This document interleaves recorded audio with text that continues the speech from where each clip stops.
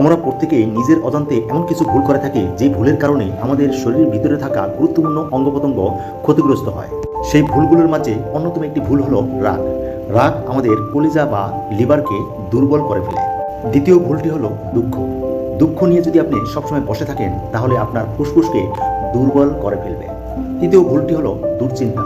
দুশ্চিন্তা এমন একটা জিনিস যে দুশ্চিন্তা আমাদের পাকস্থলীকে দুর্বল করে ফেলে, যার কারণে আমাদের হজম শক্তি কমে যায়, পেটে বিভিন্ন ধরনের সমস্যা দেখা দেয়, রুচি কমে যায় এবং আমাদের গ্যাস্ট্রিকের সমস্যা বেড়ে যায়।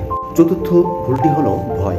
ভয় এমন একটা জিনিস, আপনি যদি সবসময় ভয় পান এবং ভয় নিয়ে বসে থাকেন তাহলে আপনার কিডনিকে দুর্বল করে ফেলবে। পঞ্চম ভুলটি হলো মানসিক চাপ। আপনি যদি সবসময় মানসিক চাপ নিয়ে চলাফেরা করেন তাহলে আপনার হার্ট এবং ব্রেনকে দুর্বল করে ফেলবে, যার কারণে আপনার হার্ট অ্যাটাক এবং ব্রেন স্ট্রোকের ঝুঁকি বেড়ে যাবে। এই 5টি সমস্যা থেকে যদি আপনি মুক্তি পেতে চান তাহলে যে কোনো পরিস্থিতিতে আপনাকে ধৈর্যশীল হতে হবে, সহনশীল হতে হবে, সবসময় মাথা ঠান্ডা রাখতে হবে এবং সৃষ্টিকর্তার উপরে সর্বদা ভরসা রাখতে হবে।